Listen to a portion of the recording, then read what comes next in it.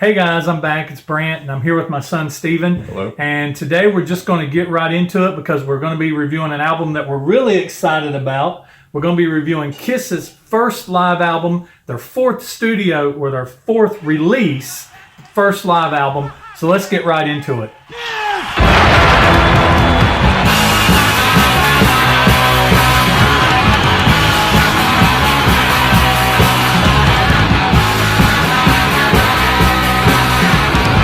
First off, let's have some facts about Kiss Alive. Like I said, it was the first live release and their fourth album release overall.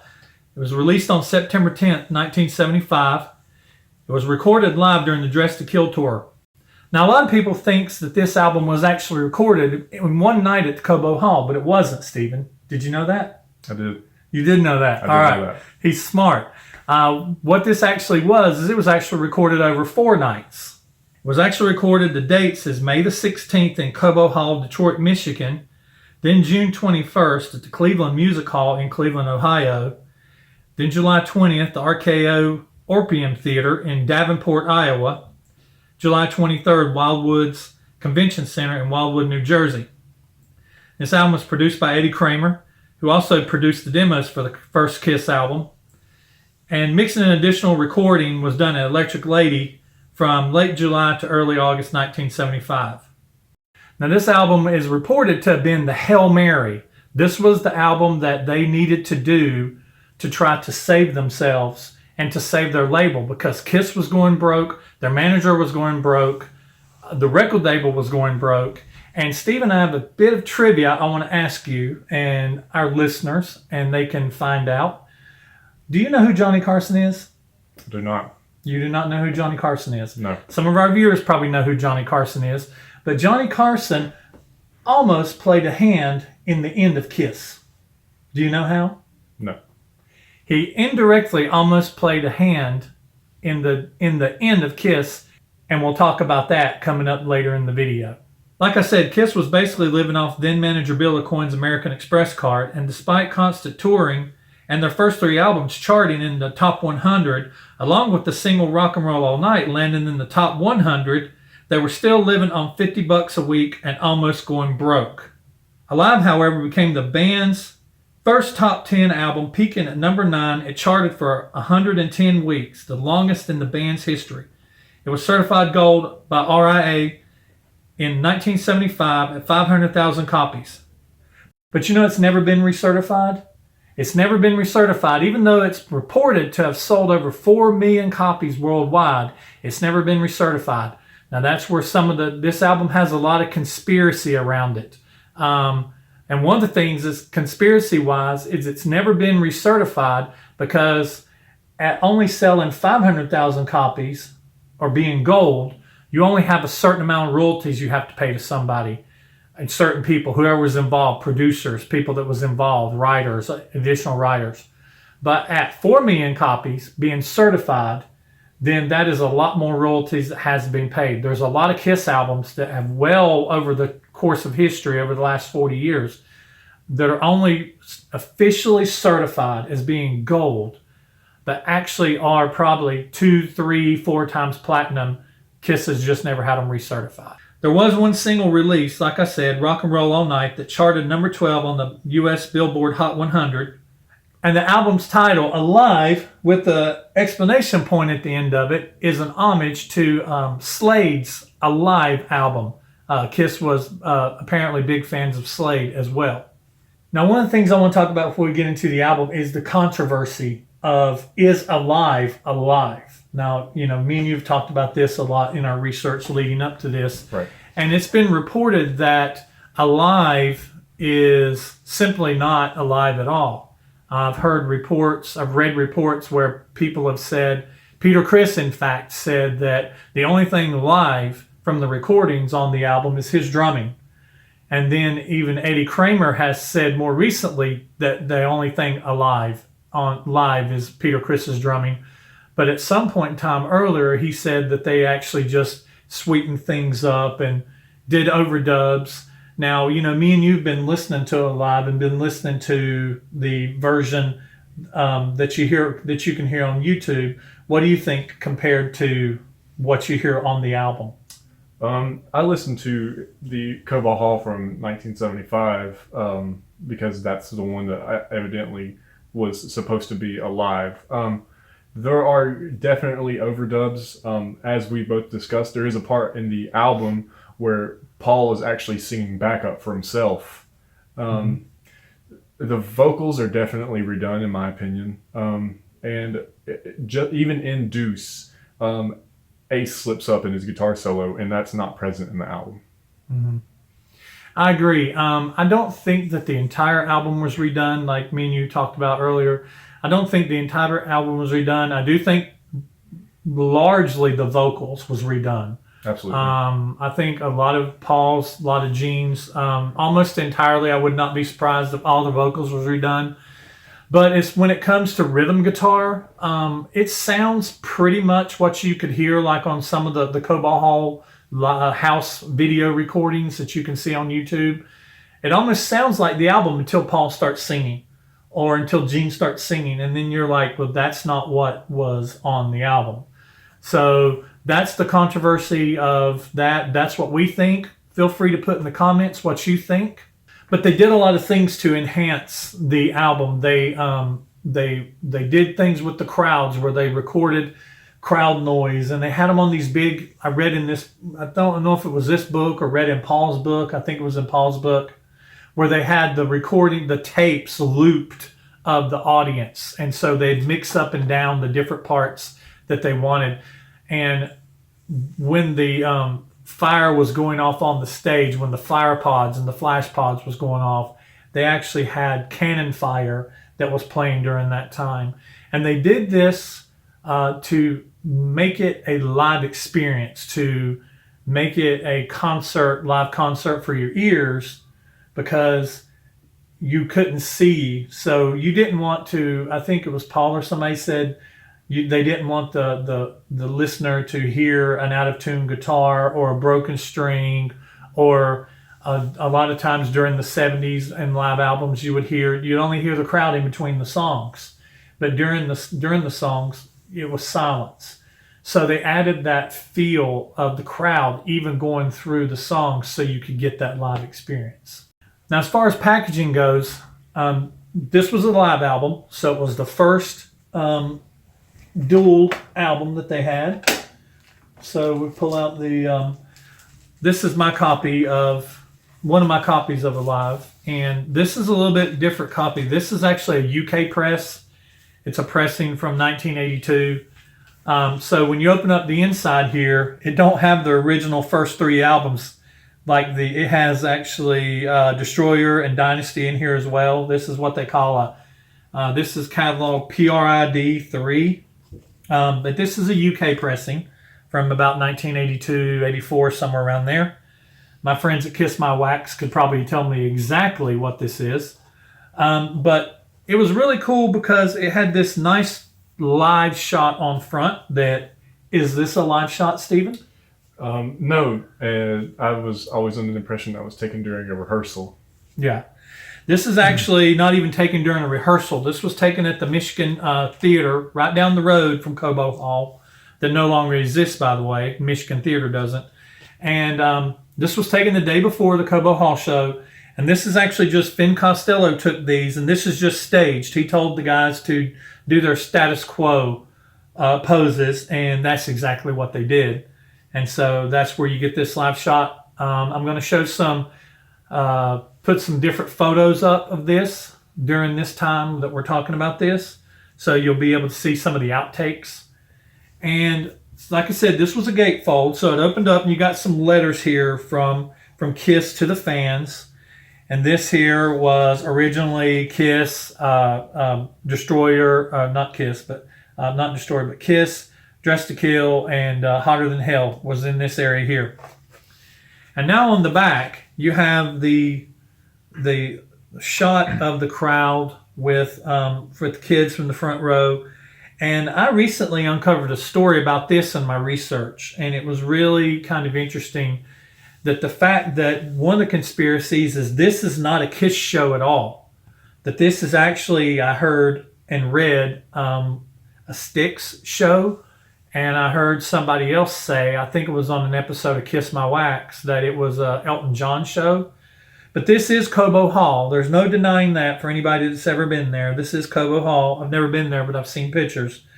But the story behind this is that Sean Delaney, who was basically one of the people who developed Kiss, Kiss would not be who they was if it wasn't for Sean Delaney.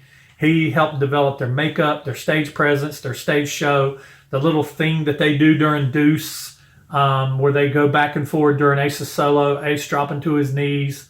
He used to videotape them and then watch them and critique them. And so Sean Delaney was a big, big, big influence on Kiss, just as big as Bill Aucoin and Neil Bogart was. But the story behind this is that he took Finn Costello to one of these other shows that was sold out. You can see they're all the way up into the rafters, 12,000 something people, and had this poster and went in and found a couple kids and grabbed them and had them come down front that would look like the typical Kiss fans. And I remember when I was little, I always thought this was a girl, but brought them down front and to the front row and put them in front of the crowd and had them take a picture with Kiss. And a lot of people say this, the theory, you know how conspiracy theories are, is if you look, there's nobody else in this immediate area that has a banner. There's nobody else that has Kiss makeup on. These guys don't even have Kiss makeup on. And there's not Kiss shirts. And then other people say, well, this was before the days of the Kiss Army. The Kiss Army didn't come about until between this album and between Destroyer. And I'm actually going to do a video about the Kiss Army, the history and how the Kiss Army came about. Kiss did not start the Kiss Army. Somebody else did. But me, I want to believe this is a Kiss show. I want to believe that this is a Kiss show. So to me, this is taking at a Kiss show, not a Styx or Elton John show. So that is basically all the controversy behind the packaging. So what we're going to do is we're going to go ahead and we're going to get to the album. We're going to talk about the songs. Now, you all know that I've reviewed these songs already on every single album so far, Kiss, Harder Than Hell, Dressed to Kill. And I said on most of my reviews of those that there were songs that I liked better. There were songs I liked the same. There were songs I liked less. So basically what I'm going to do is, and I do have my little notes here because this is a lot to keep up with. Steven has his notes on his phone, so if you see us pull them up, we're pulling them up. Most of the time I try to put photos up when we're kind of cheating and reading off our notes. But hey, you know, we're human. You can't remember all this crap. But so we're going to go ahead and we're going to talk about this. We're going to talk about the songs. And the very first song is track 1 is Deuce.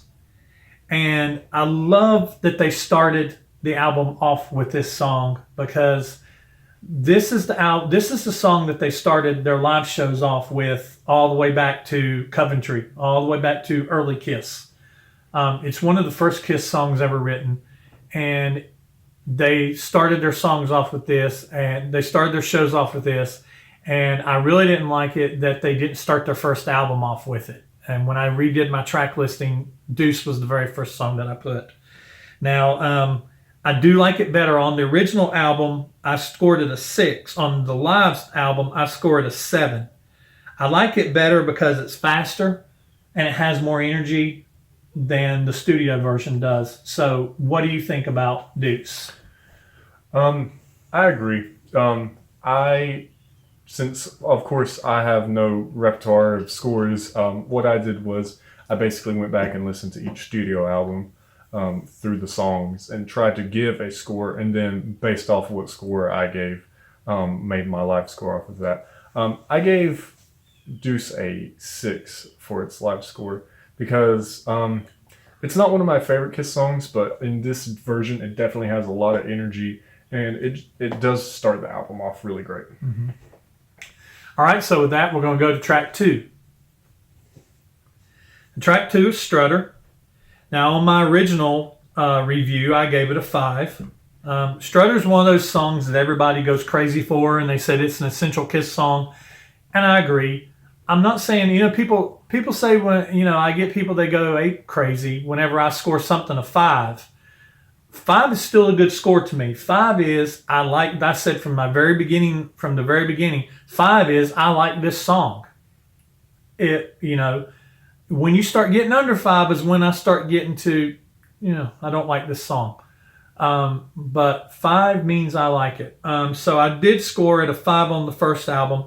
I scored it a 6 on this album, a little better. And like I said, with Deuce, I like it better because it's faster and because it's live. I gave Strutter a 7 on this album because, I guess because I'm a pretty new Kiss fan, it really hasn't had time to wear off on me, whereas you've been listening to Kiss for over 40 years. For 40 years, yeah. It's something about the riff in the song. It's a really well put together song, I think, and I actually really enjoy the solo in the song, even though I find it a little bit repetitive, but it's kind of repetitive in a good way. Okay. All right, so with that, we're going to move on to track 3. Got to Choose. Now, I scored this a 5 on the first album, and I actually like it a lot better on this album. I scored it a 7 on the live album, and I like it better because it's much faster. If you listen to Got to Choose on Hotter Than Hell, and then you listen to it on Alive, it is a lot faster on Alive. And so I scored it a 7 in that. And of course, the live album, even though it doesn't have the greatest sound, it's still the sound, the overall mix of Alive is not the greatest mix. It's not as good as Alive 2, but it's better than the mix on Hotter Than Hell. I agree. I give this song an 8. I actually really like this song. I didn't like it when I listened to it on the studio album because the chorus just doesn't do it for me. But somehow, that thing. Something about the live version of this song, the way the riff hits in the not the chorus but in the verses, it hits me in a special place as a guitar player. It is really, it's simple, but it resonates. It's a good song. Well, that's the thing I like about Kiss. I'm a musician, I'm a drummer, and we always talk about when you're trying to write a good song that reaches a bunch of people, you kiss it. You keep it simple, stupid. And just that riff you're talking about, that dun dun dun dun dun dun dun. Yeah. That's just a. It's just and they, that's what rides under the whole verse and everything. But I totally agree. I like it a lot better on the live album too. So let's go on to track 4. So track 4 is Firehouse. Now I really like Firehouse. Firehouse is one of my favorite Kiss songs. I scored it a 7 on the studio version. I scored it at 8 on this version. It's faster. It's got more energy than in the studio. It's one of my favorites on the album. I gave Firehouse a 9. It is probably one of the first Kiss songs I ever listened to, and it is probably still one of my favorite. And I guess one of my favorite things about this version of the song is the way that Hotter Than Hell leads into it. Mm-hmm. They do an excellent job. The only thing that keeps me from scoring this song, I guess a 10, because I really, really like this song, is the sirens. I can't do the sirens. Yeah, and of course, a lot of people don't really realize, at the end where the sirens are going off and Gene's bass is just basically going loo, loo, loo, loo, loo, loo, loo, loo. That whole little thing that's going on where the end kind of seems drawn out.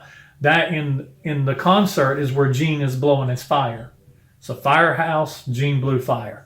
So that's why that, if you're sitting there listening to it live or listening to it on the album and you've never seen Kiss live, you don't really know what's going on there. Yeah, it made once I actually listened to and watched the actual concert, that part made a lot more sense. But since I was one of the people that listened to the album before I actually watched the concert, I was kind of like, this is a little odd. Yeah. Holding it a little long. Yeah. Right. All right, so let's go on. We're going to get to track 5. So track 5 is where we flip the vinyl and we go to the track 1 of side 2. So this is Nothing to Lose, and I scored it a 6 on the studio. Live, I scored it a 7. And once again, like any of the other songs, I like it better than the original version. It's faster. It sounds better live. It's got more energy live. The song and the reason why I like the song, other than that, doesn't change. It's just I score it a little better because faster live just sounds better to me. Yeah, it definitely has more energy than the studio album for sure. That's the common theme through live. I think that's the whole purpose they made this album is because of the higher energy. I'm not a big fan of this song. I scored it a 6 on the live. On the studio, it probably gets a 3 or 4 for me, maybe, because it sounds, to someone who listens to a lot of modern music, progressive rock, progressive metal, it sounds very 50s, 60s to me, especially the chorus, and I just can't get along with it. Okay. All right, so now we're going to go to the next track. We're going to go to Come On and Love Me. Now, Come On and Love Me, I scored it a 6 on the studio, and I'm scoring it a 6 on the live version. I like it about the same on both. It's good on both albums to me, and it's, even speeding it up, it isn't really sped up. It doesn't sound too bad on Hotter Than Hell. That's the thing about Hotter Than Hell is some of the mixes on those songs is really bad, and some of the mixes on those songs is actually not that bad. Come On and Love Me is one of those songs on Hotter Than Hell that, to me, sounds just as good as the live version in production and in speed. I gave Come On and Love Me a 4. I don't like this song very much. It's not one that I skip, and whenever I listen to it live several times throughout this week with trying not to skip any tracks if possible. And it's not one that when I got to, I was like, oh, I need to skip this song. It's just, lyrically, these are the kind of Kiss songs I don't like. And that's pretty much my reason. The build of the song is pretty solid. The riffs from Ace are pretty solid. But just the lyrical content doesn't really mesh with me. Some people love the lyrics of this song. The dancer or a romancer, I'm a Capricorn and she's a Cancer. That is the best single lyric ever written, by the way. But only that one. The rest of the song. Okay. Oddly enough, I'm a Capricorn and Mel's a Cancer. Oh, really? Yeah. So think about that. Capricorn and she's a Cancer. She did not see. Did she see your picture in the music magazine? She did not. I guarantee that. Okay, so we're going to go on to the next. I'm losing track. It is the 4th track on side 2 of the first album. This is Parasite. Okay, so Parasite, I like it about the same as the studio version. I gave it 8 on the studio version. I'm giving it an 8 on the live version. It's just like Come On and Love Me to me. It's really good on the studio album. It's really good on the live album. I like it about the same. It's one of my favorite Kiss songs. You start getting up in 8s, 9s, 10s. Those start becoming my favorite, what I call my favorite Kiss songs, my top 20. So, Parasite, Ace song. At this point in time, you can't go wrong with Ace. Well, I can't always say that because I did go wrong on Ace with Strange Ways. So, anyway, I got to recant that. Yeah, I can go wrong with Ace during this time. But what do you think about Parasite? I gave Parasite a 7. If I were to score it on a studio, I'd give it a 7. It sounds very similar between both recordings. The only thing that keeps me from scoring this a little better on the live album rather than the studio is there's something about the way that the riff starts off that it kind of all blends together. It's not very clear. It's like they put a lot of delay or reverb on it or something. And when I listen to it, I'm just going, oh, that was an odd choice. So, but yeah, solid 7. I love Ace. I've always thought on this song that the riff seems to start off, the riff when he's just kind of doing it by himself, it almost seems like it's faster. It's faster, yeah. It's like, and then whenever Gene comes in, they all start playing. It's like it settles into its groove, like da da da da. Parasite's one of those songs. It has a groove to it that if you play it too fast, it loses the groove. Yeah. It has to have that. It has to have that groove to it, And yeah, I agree. It does in the beginning. It does kind of sound, and then it settles in once. It settles in. Yeah. Once everyone. And after the whole band kicks in, it's fine. But just the beginning part seems a little weird. Right. So let's finish up the last song on the second side of the first album, She. Now, She, I scored an 8 on the studio version, and I'm scoring it a 9. So it is approaching like perfection status for me. Nines, I haven't given a 10 yet. So this is a 9. I like this version better than the studio version, which I also really like. But I like it because of how they stuck the outro of Let Me Know from the first album. They stuck it on to the end of this, and they gave Ace the opportunity to do his solo, and he did his solo at the end of it and everything. And she's my favorite song on Alive. I have 2 songs on Alive that are kind of tied for my favorite.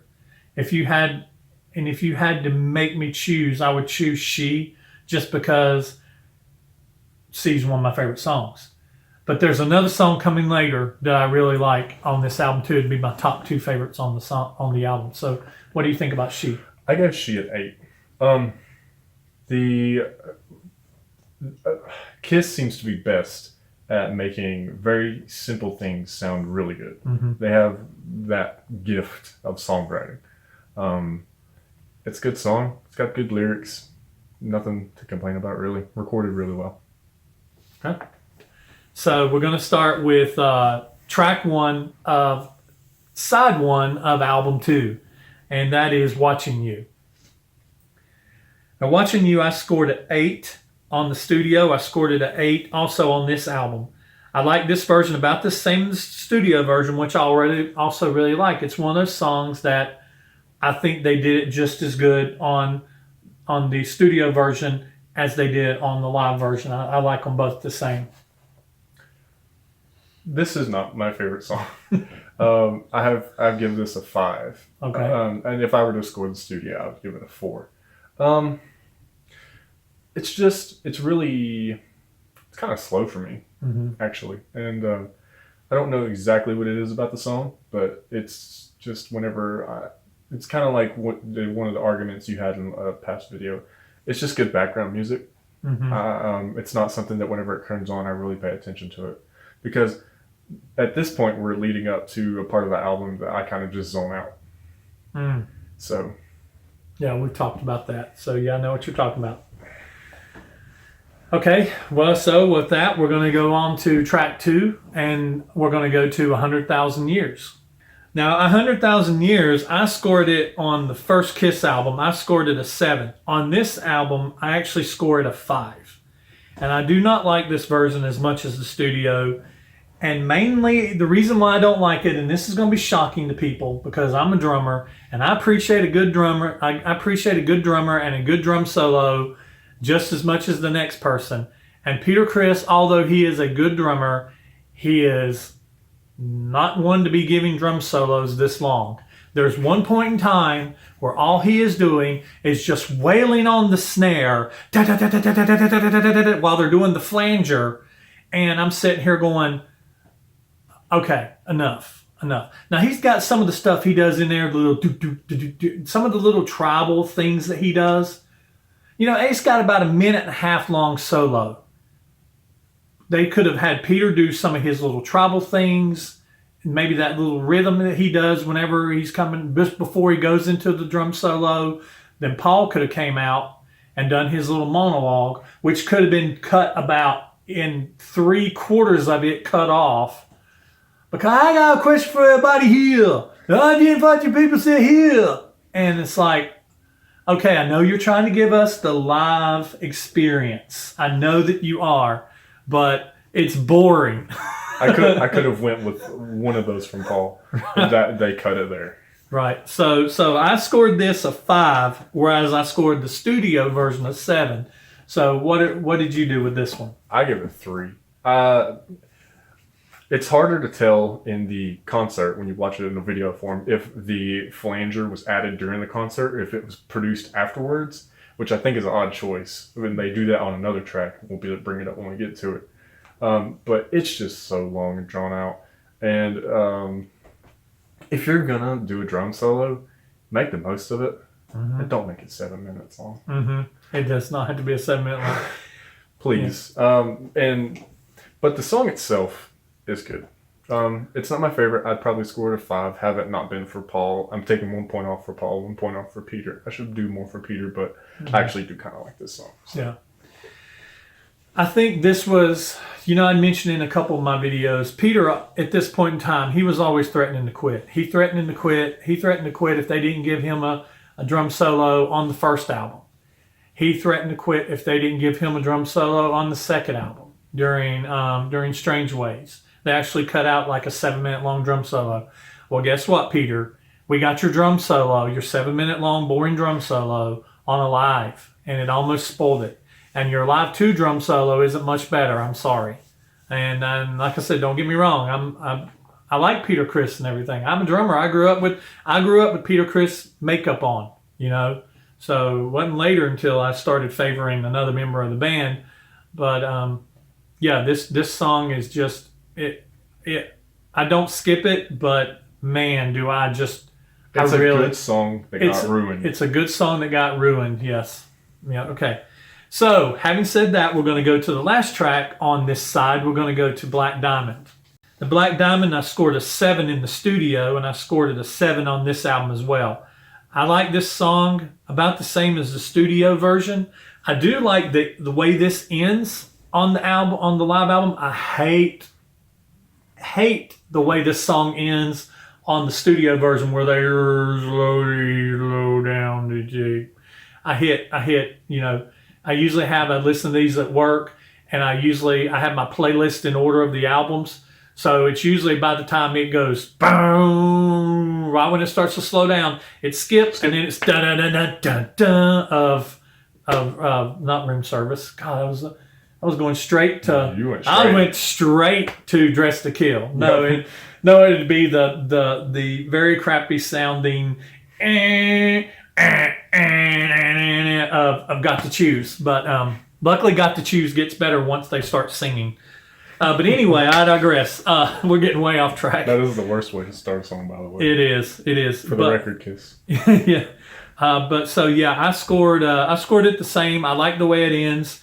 And Black Diamond kind of ends the album. Gotta get yours. Gotta get your score on Black Diamond. Black Diamond's 8 for me. Mm-hmm. I listen to a lot of instrumental music. So Ace's, I've listened to 12, 13 minutes long of just straight music, no lyrics. So Ace's intro bothers me 0. I love it. And I think it's really well done. The only thing that keeps me from scoring it higher is there is another album that has a version of Black Diamond that I like better. And since I'm not going to be normally a part of these reviews, I'll go ahead and tell you, it's Live 4 with the symphony. And that version's awesome. Well, you never know. You might be part of a Live 4 if you want to. So I love it. That's a good album too, to me. It's a good song. I love it. And I don't know how people feel about this because I don't spend a whole lot of time on Kiss forums or anything like that. But I love Peter's voice in this song, man. He's got so much soul. Mm-hmm. And there are parts where I'm just like, that's a little much, but it's still like, yeah, get it. Yeah, I love Peter. I've said in my past videos too, and a lot of people don't like it, but I think Peter has the best voice in Kiss. He just always got the crappiest songs. Yeah. But this is an exception. This is an exception. But he got a lot of good songs in the very beginning. As it went along, he became Ringo. He became the, singing Octopus's Garden and stuff like that. But yeah, I love Peter's voice. I think he has the best voice in Kiss. So yeah. So is that it for you on that one? That's it for me. Yeah. All right. Okay. So as I was saying, Black Diamond is generally what closes the show. This is where they, do their whole good night and everything. And what side 4 is essentially is the encores. And so what we're going to start with is we're going to start when they would come back on the stage, and they could come back on the stage and they would play Rock Bottom. Now Rock Bottom, I scored it a 7 on the studio album, and I scored it a 7 on the live version too. I like the song about the same as the studio version. I do like they extended Ace's guitar solo in this. It does, if you listen to the original version and then right behind it, listen to the studio version, Ace has a little bit of an extended solo. But still the song comes out a little too short for me. It's like you get this version doesn't have the long drawn out introduction, but it doesn't. But and even though it has the solo, it just doesn't seem as long. It seems like it should be. It's like it's missing something. It's like it's missed something from the beginning. But I still like it. I scored a 7 both ways. How about you? So this song and another song that we've yet to get to were in a battle for my 10 for this album, because I wanted to give one song a 10 because these, if I go and listen to Kiss, these are one of those two songs is the first one I put on, and this one won. So I give Rock Bottom a 10. The only thing that I do not like about Rock Bottom is the crowd flanger at the beginning. I hate that. It's annoying. But the way that Paul's voice is in the face as soon as it starts, and Ace's beginning intro is beautiful to me. And he plays the most varied solo on it. I paid a lot of attention to Ace's solos on this, and I wanted to try and pick out the one that I think is the best. And I think he has the most varied solo. Ace uses a lot of the same phrasing in his solos, and so if you listen to it live all the way through without skipping anything, you kind of start to notice a pattern. And I think this song kind of begins to break that pattern, which I really like, because for as talented as a guitarist Ace is and is now, he should have broke out of his box long before this album. Okay. So this is your 10. This is my 10. This is Okay. this is my go-to song when I'm listening to Kiss, until you showed me another album, which is now all I'm listening to. Okay, so after Rock Bottom, they go into Cold Gin, and I like this song the same. I scored an 8 on the studio. I scored an 8 on the live version. It's one of my favorite Kisses songs. I like the intro and the energy of the live version. I don't quite know in the past. I guess I'd have to watch, but I think they've always used Cold Gin later in the shows. I just always would like to have had Cold Gin earlier in the show. But I don't know if this is just the way they put it on this album, or if it actually comes earlier, if they always did it during an encore. I don't remember. But I really like Cold Gin. It's one of my favorite songs by Kiss. Like I said, I scored it an 8 on here, 8 on the studio album. So what about you? This is the one that was fighting with Rock Bottom for me. So I gave Cold Gin a 9. Again, one of the first Kiss songs I ever listened to, because Alive was the second Kiss album I listened to right behind The Destroyer, as per someone's suggestion. And it's just a really solid song. When I went to go and listen to this album for the very, very first time, Virgin Kiss ears, I listened to songs almost solely based off of their names. Mm-hmm. So I would go through the album and be like, that has an interesting name. And I would click on it and I would listen to it. And this was one of the ones. And I was like, this is a good song. I like it a lot. Not much to say. Classic Kiss song. Yep. Good bones. Yep. All right, so we're going to go to the next to last song on the album, Rock and Roll All Night. And I scored this a 6. On the studio album, I scored a 7 on this album. I like this version better, mainly because the fact it has a solo. Other than that, I like it for the same reasons I like the studio version. And like I said, just like with one of the biggest dings that I gave this song on the studio version was the fact that it did not have a solo. And that really bothered me that it didn't have one. It sounded very incomplete.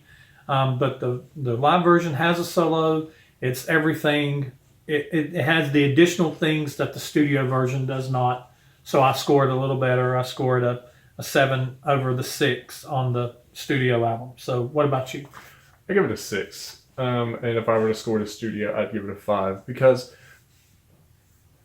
for as long as I've been alive, this has been the cliche song, right? Mm-hmm. You know, this is the one that you hear. And it just doesn't do anything for me, really. I mean, I get it, what it was supposed to be and what it was meant for, but it doesn't vibe with me personally as a song. I don't skip it. It's a good song. And the solo definitely adds the much needed depth. But it's neither here nor there, really. The only reason I score it higher on the live rather than the studio is just because of the solo, and not even really that much. It's just because it sounds better to me. Okay. And so that brings us to the last track on the album, Let Me Go Rock and Roll. Now, I scored a 7 on this on the studio, and for the live version, I gave it an 8. And I like this version better than the studio version because of the extended solos and the little jam session that's between all the members that was part of their show from the very beginning. It was actually cut down whenever they put it on Hotter Than Hell. And to me, this is the song. If somebody was to say, play me one song off of Kiss Alive, play me one song that will let me know what Kiss is about as far as musicianship, their sound, what they sound like live, and everything. This is the song I would play them. Other any other song on this album, I would play them Let Me Go Rock and Roll, just because it's a good song, it's an upbeat song, it kicks butt, and like I said, it's got these little extended, it's got the extended little drum little thing at the end, and the little thing that Gene does, when it's just like they're jamming. It's like they're having fun.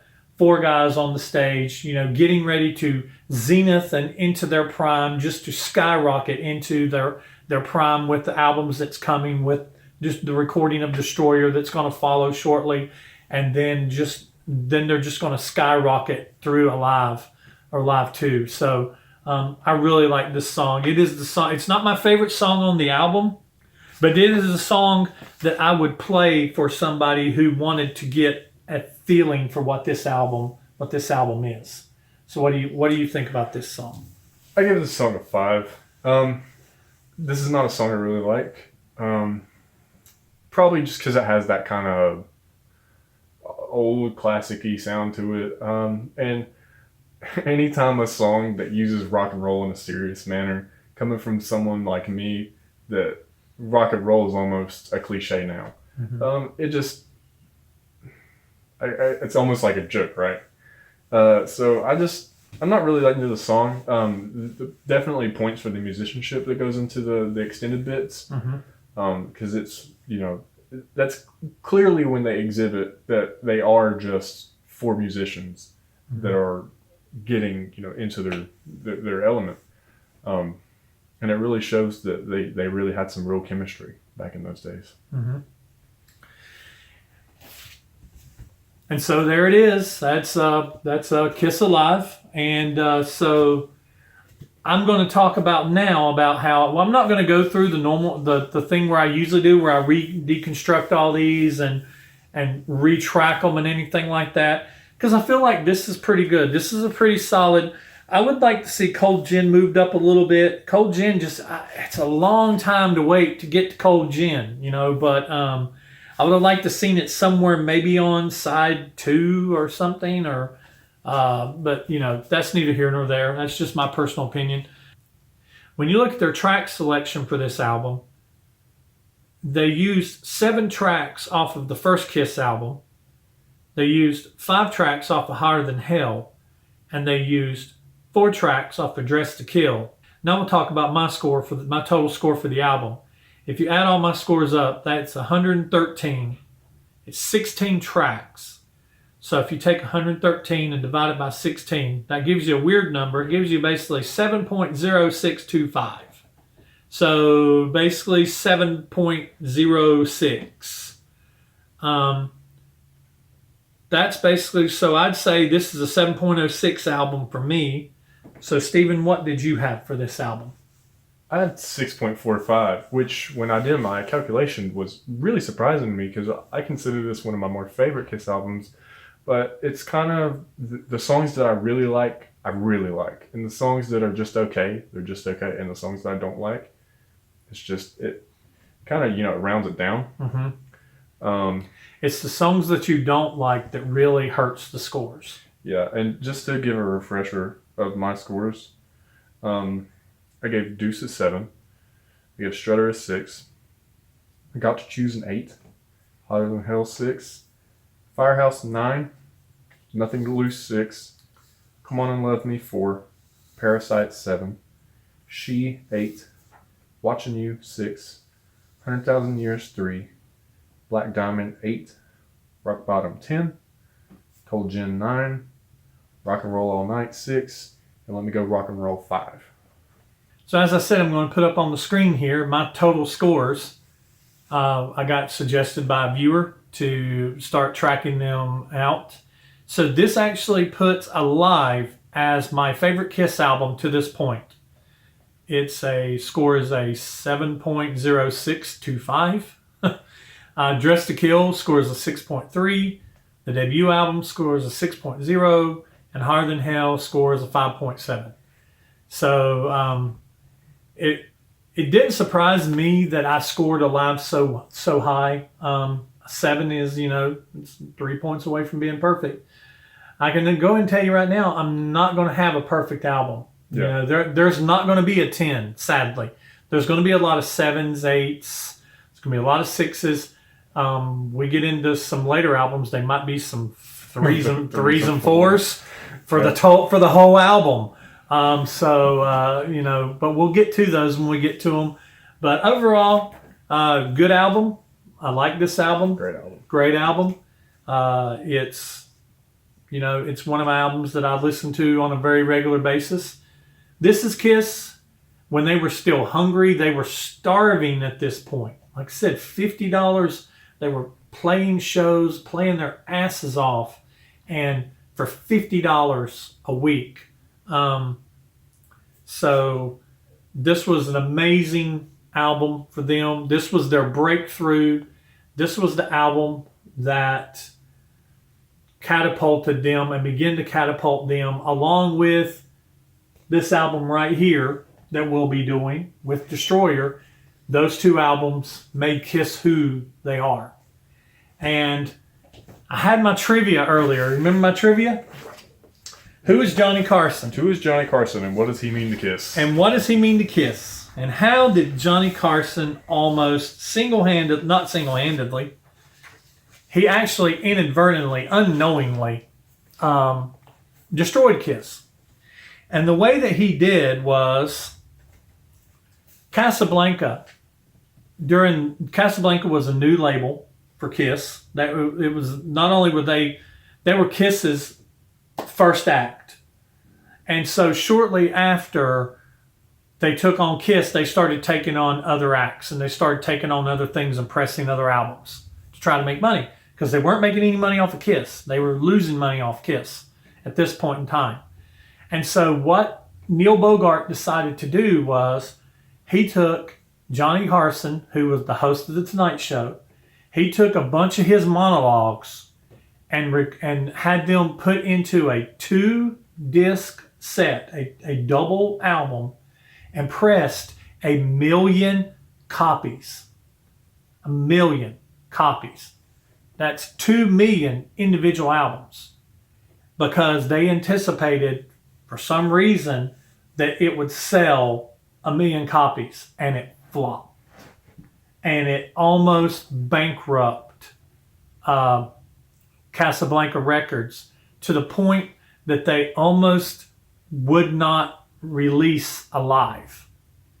And so Johnny Carson inadvertently almost made this album not happen.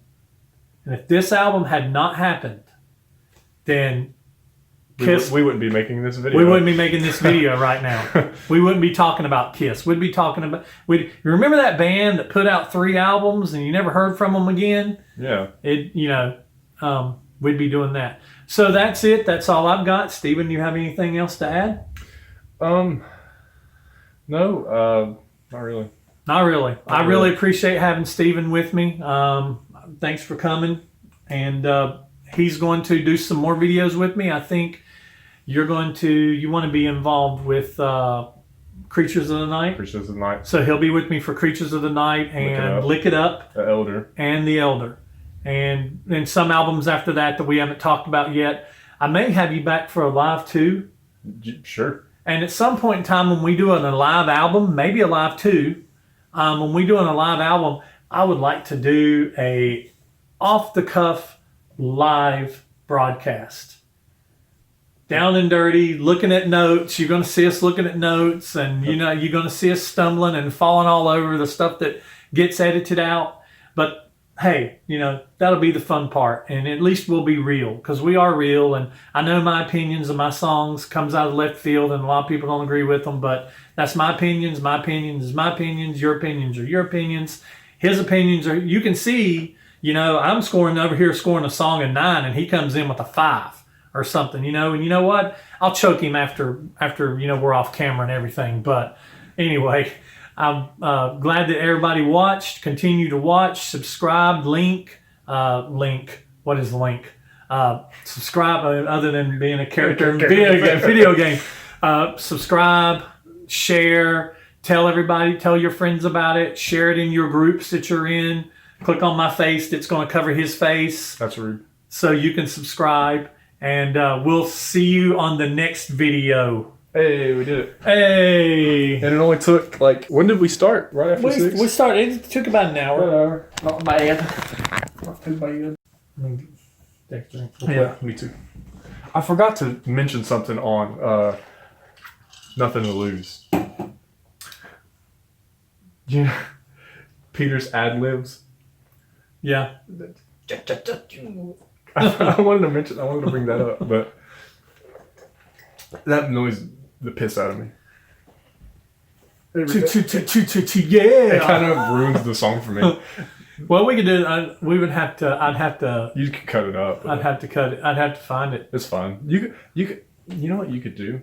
You could almost do I've watched this one show on YouTube that after they close the thing, they have after the show. Right. And for 30 or 40 seconds where it's really low and it's kind of just nothing's going on.